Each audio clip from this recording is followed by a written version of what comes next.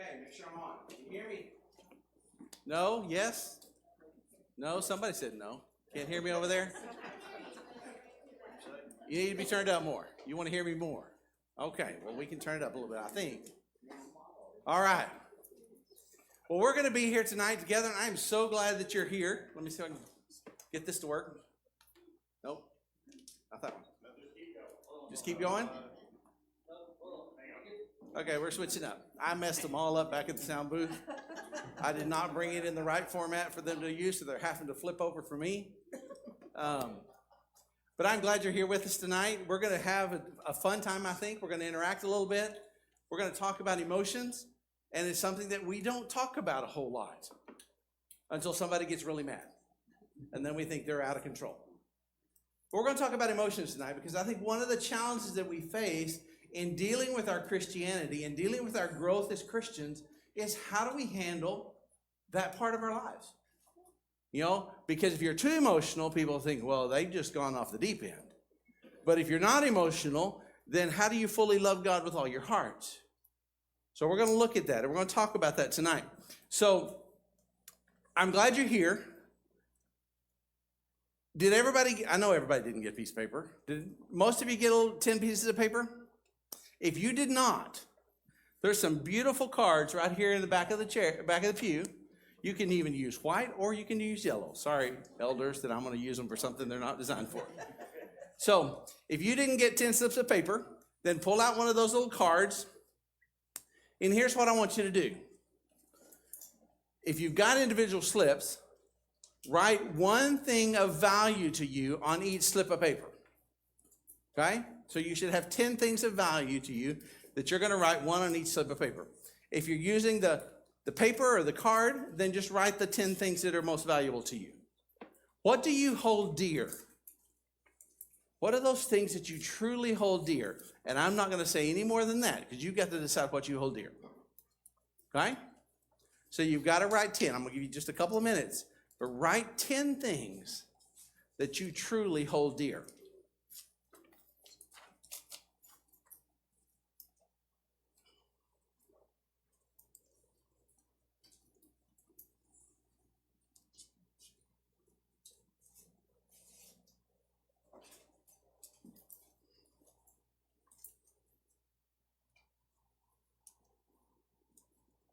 Will it bother you if I keep talking? No? Okay, I'm going to tell you a little bit about myself while you're doing that. As mentioned this morning, I was born in Texas, but I grew up in Colombia, South America, to a missionary family. And so I lived all my junior high school years in South America, moved back to the States. And one of the things that was so shocking to us is the way we left Colombia. My dad was put on a hit list by the Medellin cartel. And so we left within 48 hours. And so some of what we're going to look at today is based on some of that because I saw my dad almost have an emotional breakdown in front of me. So after we got back, I became a marine biologist and went and worked in Alaska for a while. I didn't know what it's going to be like. I worked off of Dutch Harbor. Ended up deciding to quit that career, went back, met my wife. We got married, went through Sunset School of Preaching or Sunset International Bible Institute, and went to the mission field for almost 18 years. In that process of going to the mission field and raising our kids on the field, I went through a process of burnout in which I was close to having the same kind of emotional breakdown as my dad did, but the circumstances were different.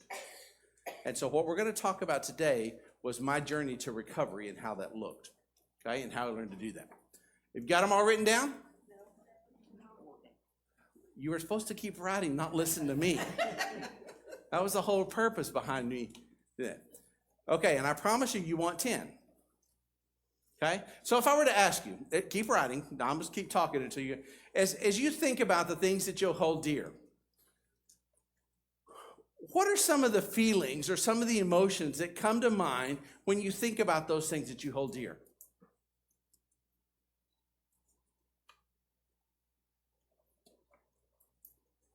Nothing?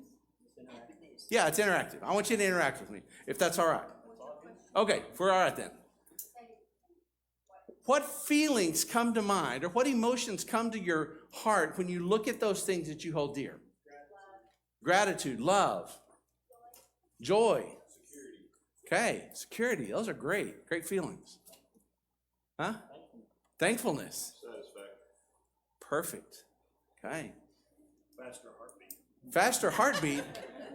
Okay, in a good way then, I assume. Okay. Okay. Now, here's the challenge. Has everybody got their 10? Okay, here's the challenge. Our life is full of choices. We make choices every day.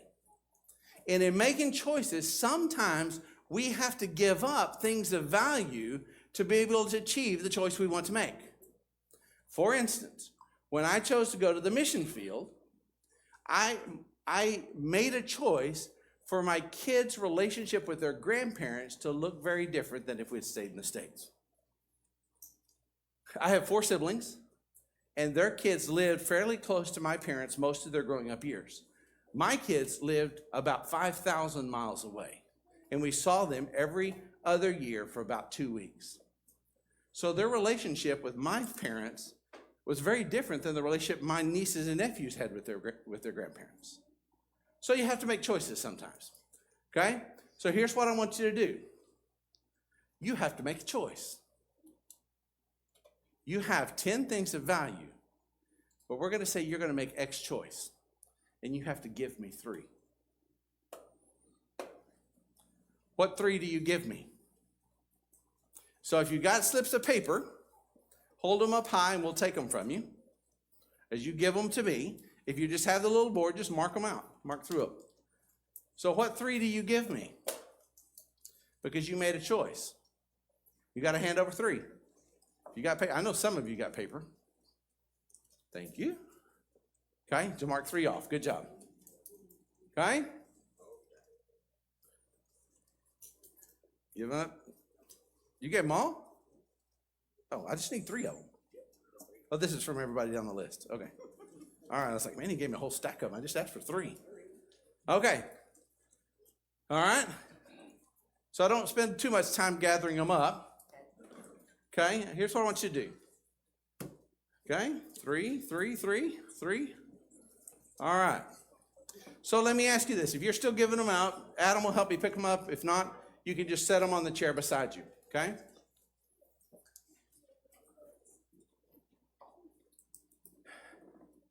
How do you feel about having to give up something of value? Have your feelings changed? You're already mad at me. Okay? So how do you feel now? Give up the least important. You gave up the least important. What did you give up? How about my pets? Okay. Those are the bottom. Pets over family, I would go with the pets, right? Give those up. How do you feel now? How do you feel? You're very concerned. You gave me the best 3. Wow, okay. Did you not understand the exercise? So the feelings of thinking about the things of value, okay, and having to give up things of value, are they the same feelings? No, they're not. They're different. Okay, so you've gone through this emotional shift because you just had to give up 3 things of value. Okay? Now, wouldn't life be great if it all was about our choices? But we live in a world that tragedy happens. We live in a world that difficulties come into play. We live in a world that not only do we sometimes have to give up things, sometimes things of value are taken from us.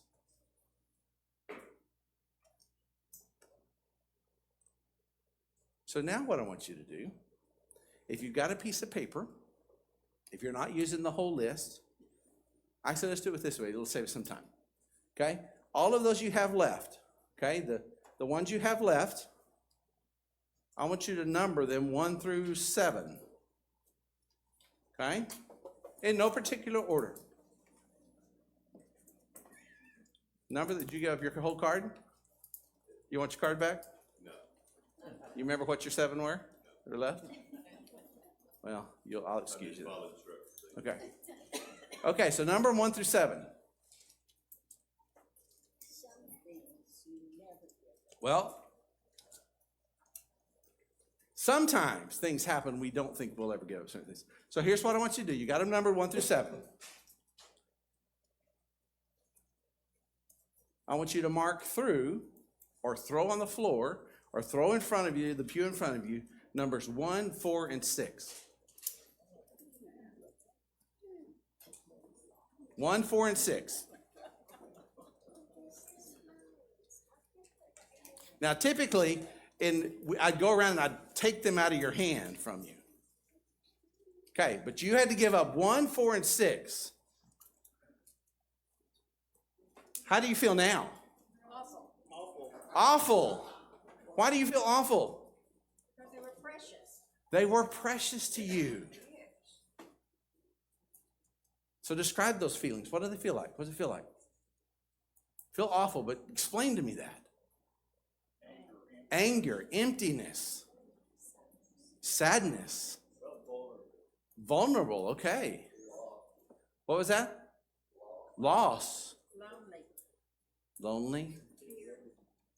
Okay. So how are you feeling about me now? Still don't like me a whole lot. Okay. So let me ask you, what did you lose? What things did you lose?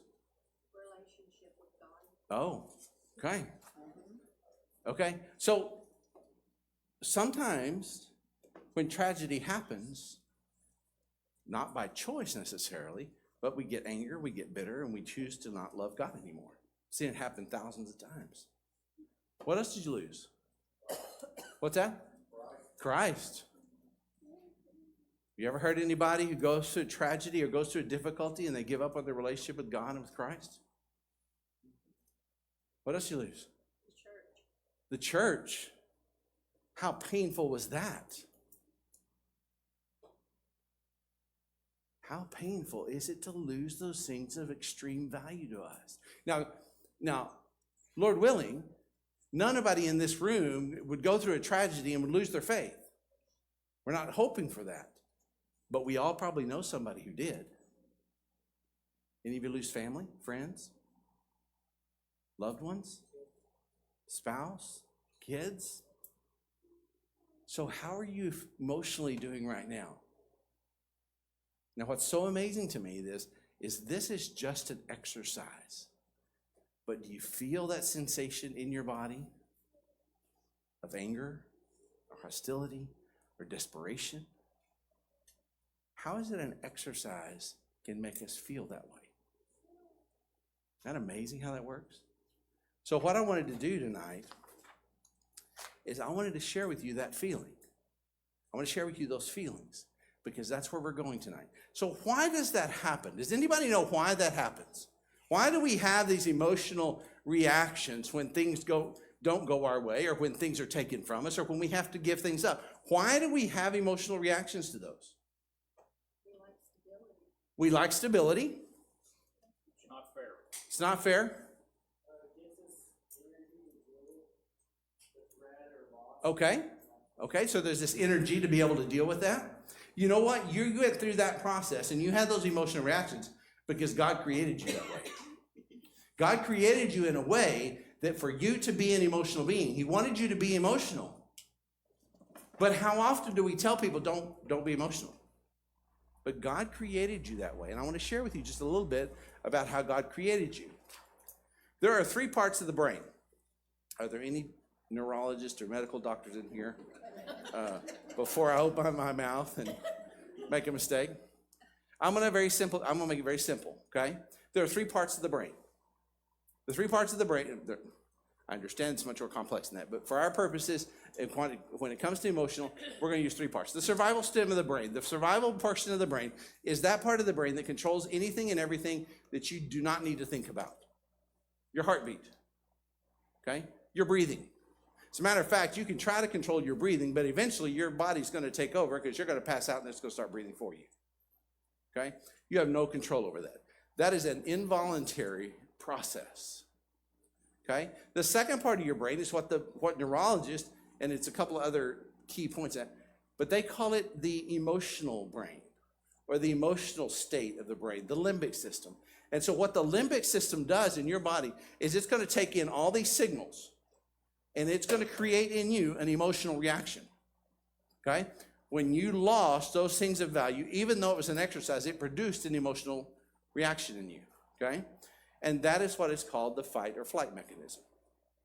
Okay? That's the mechanism that if I'm coming towards you to take those away, okay, I really wish we could have done that. If I was coming to take those away from you, and I go to grab them, you automatically hold on to them tight. Or I told you to mark out a number, and you're like, I don't know that I can do that. Okay? Because that's your flight or fight mechanism, or freeze mechanism.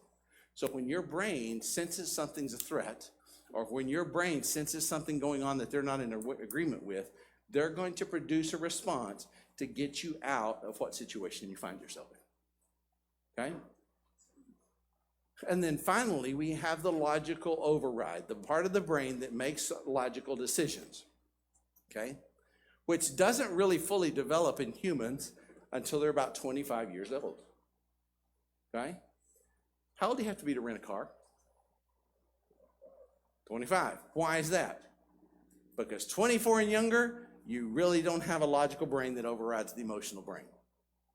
Okay? So you get a 22-year-old behind the wheel of somebody else's car, they tend to not do it to the best of their ability.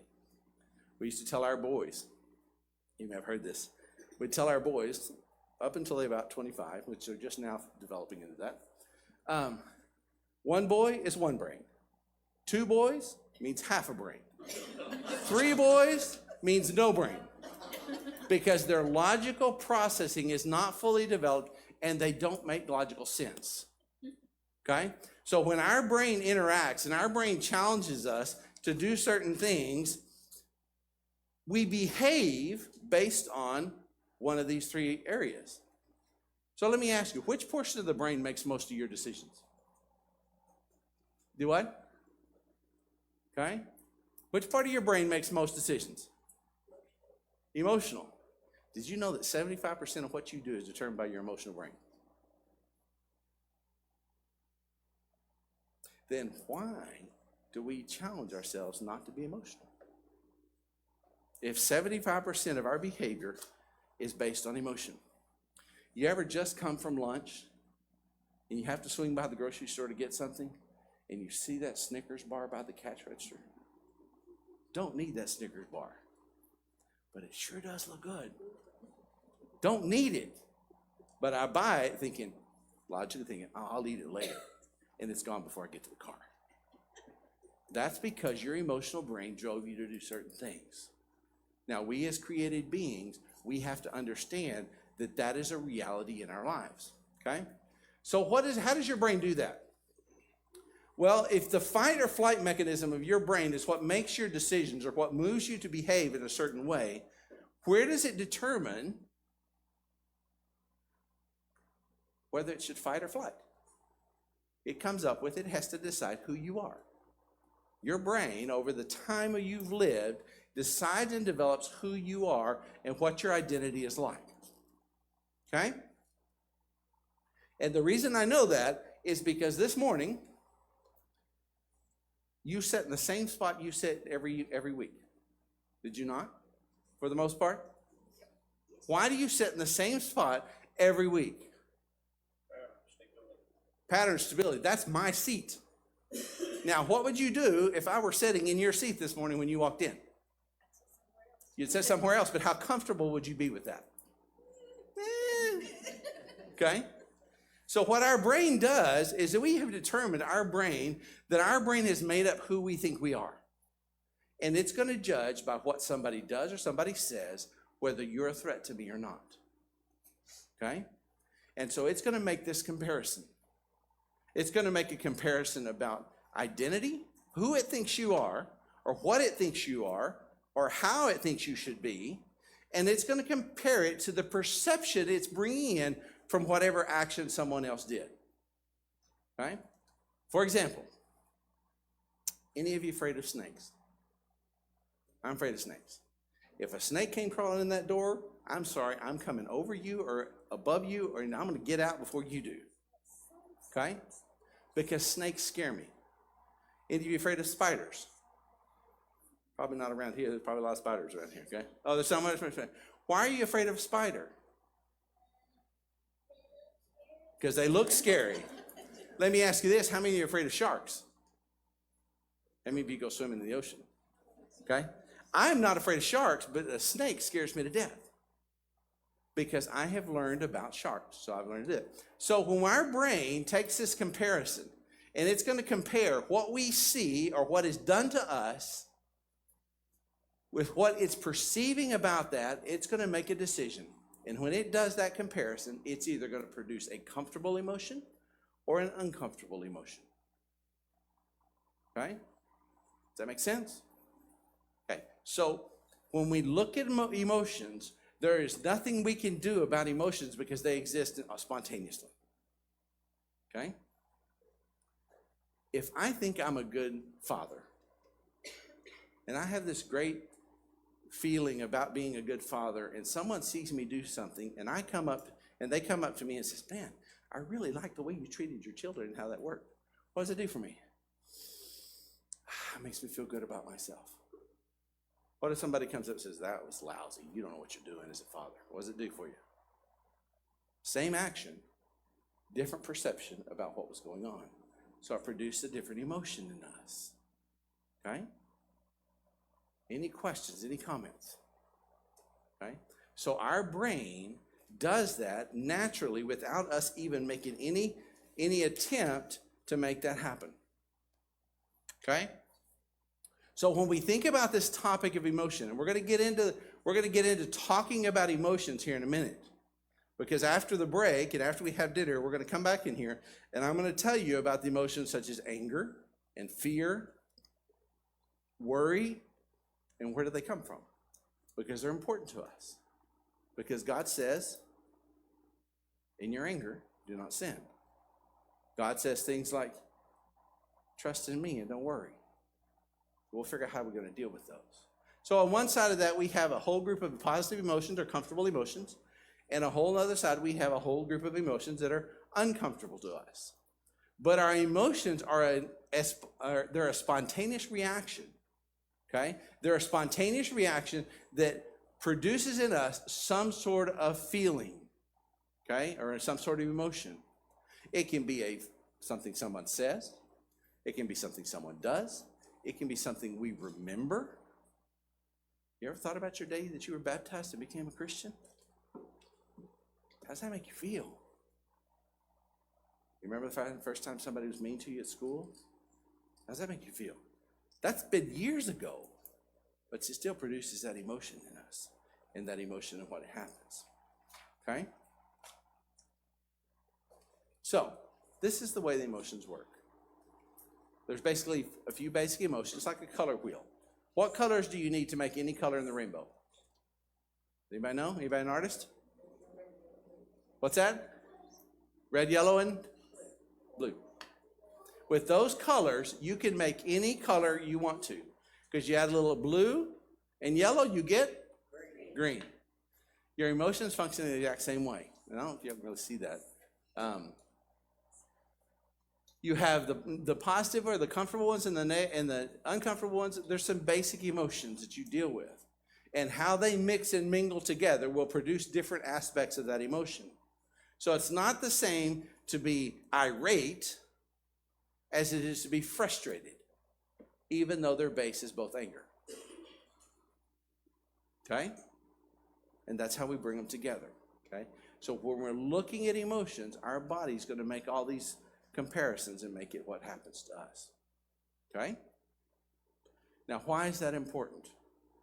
Because God created you as an emotional being, but also God created you and I as people who are in control of our emotions, or should be in control of our emotions.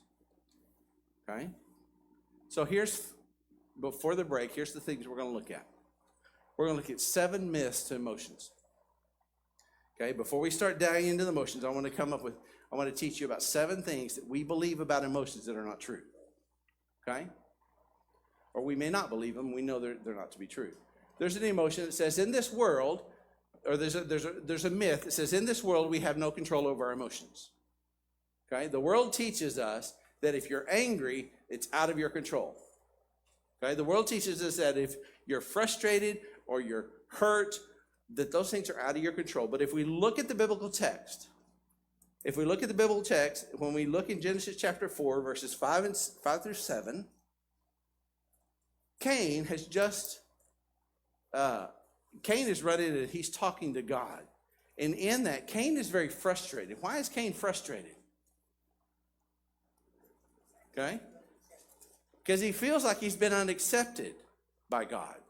And in that process, God comes to him. He says, Cain, why are you angry? Because anger is crouching at the door. He says, take control of it or something bad's going to happen. Now, that's my paraphrase. Okay? Did Cain take control of his anger? He did not. And what happened? He killed his brother. So was God asking Cain to do something that he was incapable of doing? Does anybody have the text in front of them? You know what? I came this weekend and forgot my Bible in my pickup. Okay, so you got it. Read those few verses. Mm-hmm. But for Cain and his offering, he had no regard. So Cain was very angry, and his face fell. The Lord said to Cain, "Why are you angry? And why has your face fallen? If you do well, will you not be accepted? And if you do not do well, sin is crouching at the door. Its desire is for you, but you must rule over it." God tells Cain to do what with his anger? He says control it. He says rule over it. You be in charge of your anger. Would God ask Cain to do something he's incapable of doing? No, I don't think he would. I don't think he asked us to do things that we're incapable of doing. Whether we choose to do that or not is a different story. So when we're going to talk about emotions, and we're going to talk about some emotions like resentment, hostility, depression. We're going to talk about emotions like anger, guilt, and shame. We need to understand that in that process, because we see what God called Cain to do, and there's other places in Scripture as well, that we have the ability to control those emotions, not be controlled by those emotions. I don't know if you've ever watched any road rage videos on TV. Have you ever seen those people who are out of control with their emotions? That's not what God wants for us. He wants us to feel, but not be out of control. Because he doesn't even condemn Cain for being angry. He condemns him for not controlling his anger, which led to the death of his brother. So the first myth is, when people talk to you about your emotions, and people are frustrated with their emotions, and they're out of control with their emotions, the myth is you can't control them, but the truth is you can. Okay? That's going to be very key when we go into this session after the break. The second thing, so often when we talk about emotions and we talk about difficulty and challenge, sometimes we think we should feel differently about something than we do. Any of you ever lost a loved one and you're sad, and someone comes to you and says, "Don't be sad"? Can you not be? Can you just drop sadness out of your life over what has happened? No, you can't. If I see something that makes me angry, because I'll define anger in a little bit after the break, but when I see something that really defines or makes me angry, can I feel a different way about it? If I walk in and I see someone beating up on a child, what is the natural response to that? It should be anger. Should I feel differently about that situation? No, because that's the natural response. Okay, now we're going to talk about what we do with that anger is another story. Okay? If I walk into a situation that I come into a room or I come into a situation and I am afraid of something in that situation, am I right in being afraid? Yes. My body has made an attempt to protect myself, therefore it produces that emotion. Okay? So when you feel something, it is the right response. You shouldn't feel a different way about that. You shouldn't feel something different. You shouldn't feel what you don't feel. Oh, don't feel that way, people say all the time. But that doesn't work because your emotions are spontaneous reactions in that process. Okay? Now, these will become good quality. We'll see these as we need to work through our emotions. Okay? Because if I think I should feel differently about something, then how can I learn to control it? How can I learn to rise above it if I don't even believe what I'm feeling? Okay? Any questions, comments? It's a lot of information. The third one. Venting will help me feel better.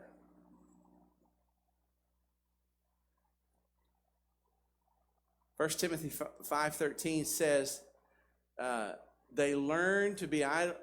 Turn around this way, I can't see that far. Idlers going about house to house, and not only idlers, but they also are gossips and busybodies saying what they should or should not. Okay?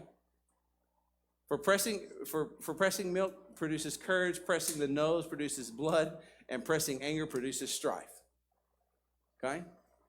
Now, what's interesting that psychologists have learned about emotions is that if we let free rein to our emotions, it doesn't help us. It produces more emotion.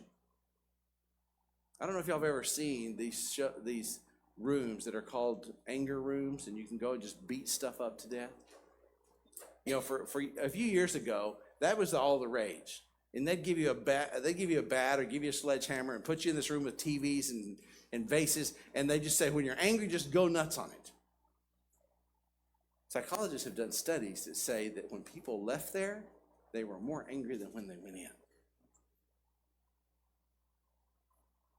you ever heard anybody say, well, if you're angry, just do it in a good way. Show your anger in a positive way. You ever heard that? Well, how well does that work? Okay? Most of the time, we're not capable of doing it in a positive way, but it doesn't work. So just venting. If you've ever been so frustrated with somebody that if you just feel like if I just go sit down and I just dump all that on my spouse, then I'll feel better because I've just expressed all of that to its maximum potential. But what does it do? Makes you feel worse, or makes you feel like you need to vent more. The more you talk about something, venting to someone else, the worse that emotion becomes. So let's not deceive ourselves in thinking that we can just vent our emotions and let it go. If you're angry, just go outside and just yell as loud as you can. Doesn't quite work because that's not the way God designed us. That's not the way God showed us how to deal with emotions. Okay? So don't vent. The myth says vent and you'll be all right. But I'm going to show you that not. Okay?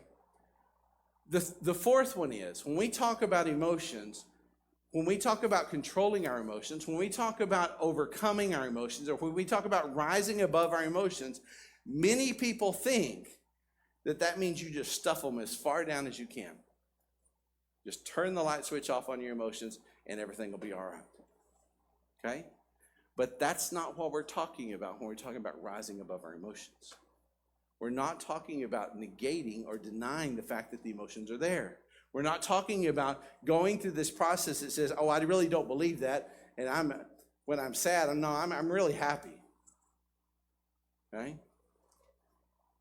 So if we think that just by stuffing our emotions and shoving our emotions down, we get to a point in the process where we just think that's the way to handle it, well, I promise you that years later, those emotions are going to come back. I've watched people deal with anger issues, and they just stuff it, and they just stuff it down in their lives, and they try not to let it rear its head. And guess what happens? 20 years later. They explode and do something really, really dumb because they had all that pent up anger. Okay? If you just keep the pressure turned up on the pressure cooker, eventually it's going to come out. Any of you can vegetables? Some of you do that? Can you put the vegetables in the glass container too long in the pressure cooker? What happens if you put them in there too long? Okay. It's the same way with our emotions. If we shove them in there and we don't deal with them, we don't learn to deal with them, they will eventually come up. There's a great book. It's called The Body Keeps Score. Okay?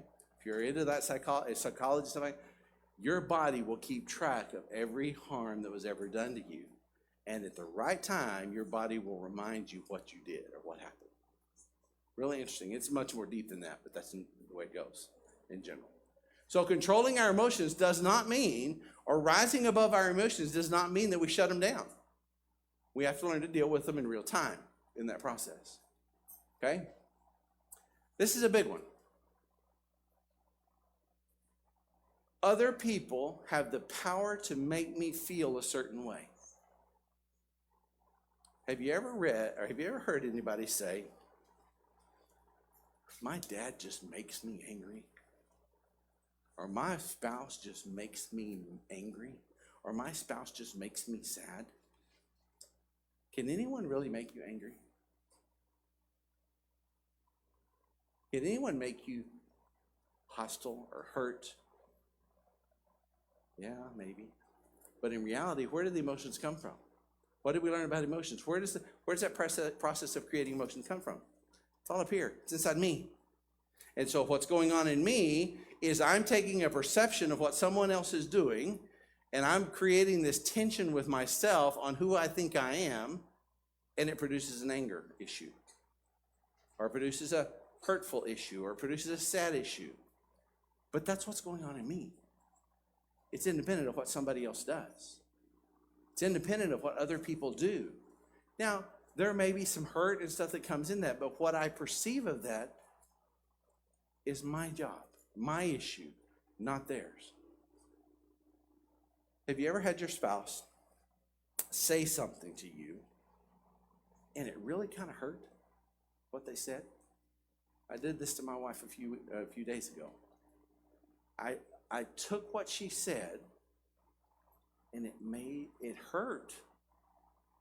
I took what she said as a judgment on me. I took what she said as a hurtful statement upon me.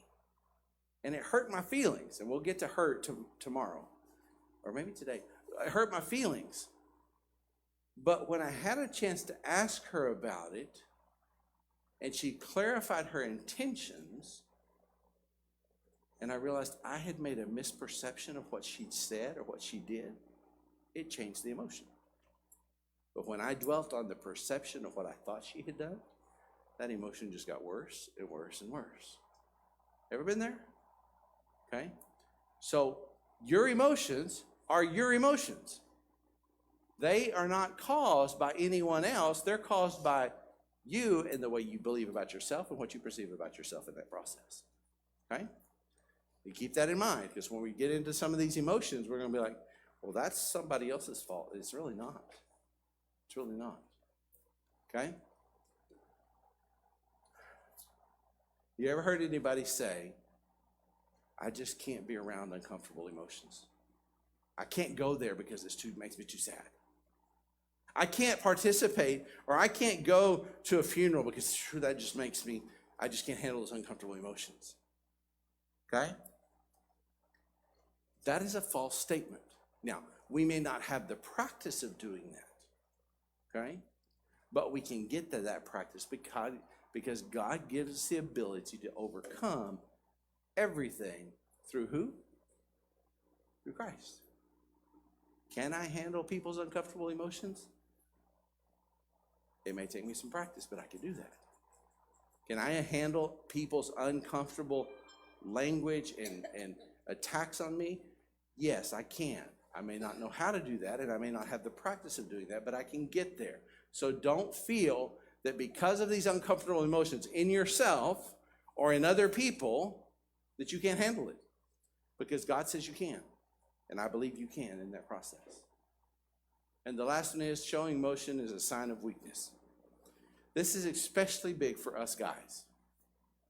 Okay? For men, it's hard for us to show emotion because we feel weak when we show emotion.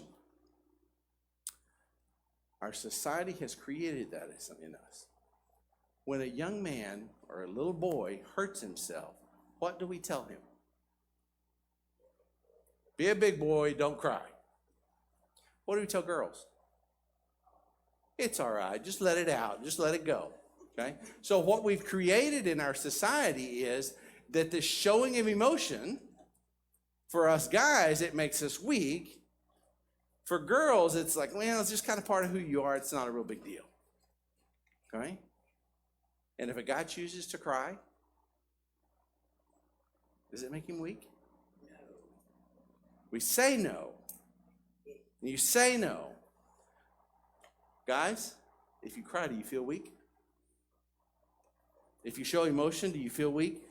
Feel like you don't have it under control? Feel like you don't know what you're doing? Whether we believe it or not, we feel that way because if we didn't, then we'd have a bunch of guys who were sensitive. And we don't. Because sensitive, who wants a guy who's sensitive? Well, most women would, but we believe it. No, we want tough guys. We want strong guys. Okay? But even if you flip that on the other side, how do we feel about women who are overly emotional? This one's crazy. You ever felt that? All they do is cry. All they do is be emotional. Okay? So when we look at this idea of emotions, the myths that we're going to face in this process are these. I can't control my emotions. I should feel differently about that. Venting will help me.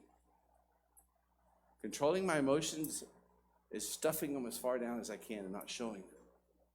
Other people have control over my emotions. I can't handle uncomfortableness in my emotions. And showing emotion is a sign of weakness or a sign of craziness, depending on what sex you are. Okay? So when we go into this process, and what we're going to look at after the break is the more you know about emotions, the more truth you will find in rising above them. Because we want to be emotional beings. Because we want to be emotional beings because God says, love me with all your heart. How can you love God with all your heart without being emotional? I wish I'm done.